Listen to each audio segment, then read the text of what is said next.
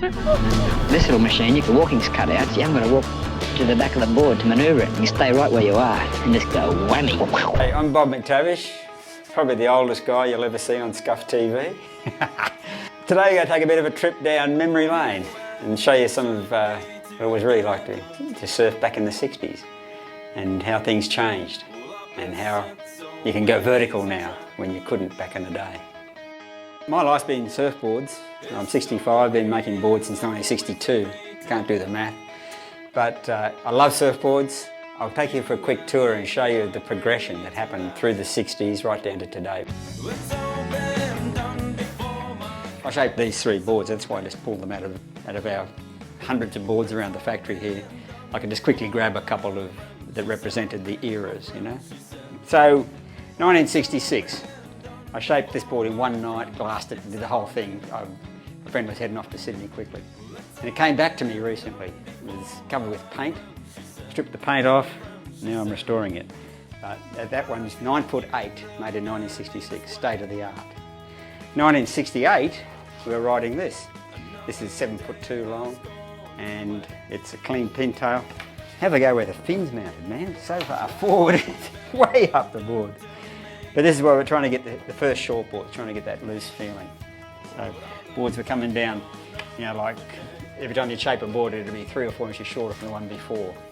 So in the 70s, this is where we got to, and just before the thruster. So this was the pretty standard sort of a thing. Okay, this is a twin fin, but there were a lot of single fins around this time too. Just before Simon in '81 gave us the thruster. And since then, everyone knows that history. But this is the steps before what you've got now. I never thought surfing would get to where it is today. Mainly size of waves. I mean, I know when the jet ski came out, I said that's the tool, you know, that was back in the 80s or 70s or something. But I never thought guys would paddle into such horrendous waves they're doing now and getting such huge barrels and such long barrels. I never thought that would happen.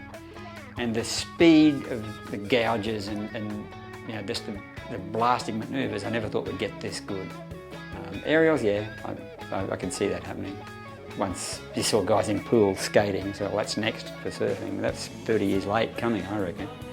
Just the handling the lip and handling the way the guys handle the barrel and the lip are just amazing. I could never see that coming. So that's surfing today. But if you want to see what surfing was like in the 60s, go check out Going Vertical. It's a really groovy movie doing the rounds right now, right around Australia, coming to your town. So it gets right into what happened with the shortboard revolution in the 60s. Great flick. See ya. I had this dream one night. I was riding this board. It was about 8 feet long, stubby, climbing and dropping on a big 8 to 10 foot wave, and crank the vertical face instead of running across the wave. I'm going to make a surfboard that can do that. This little machine, you can walking's cut out, so you haven't got to walk to the back of the board to manoeuvre it. You stay right where you are and just go whammy.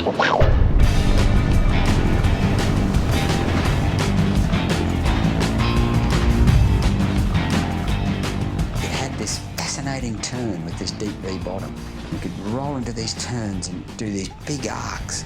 I got A's in calculus. My ambition was to design the modern surfboard. I wouldn't let anybody touch my board. Dope was an influence on everything throughout that surfing movement, from board design to music.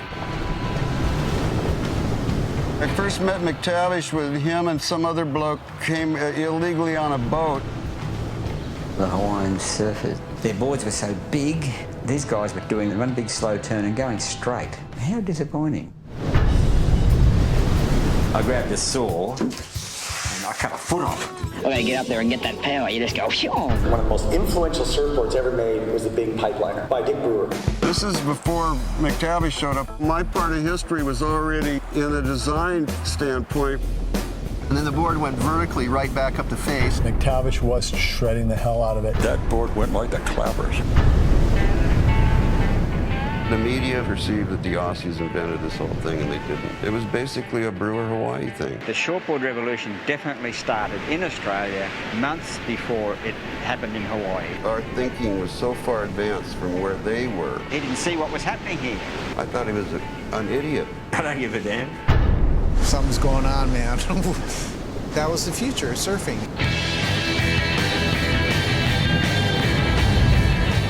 Going vertical, the real story of the shortboard revolution.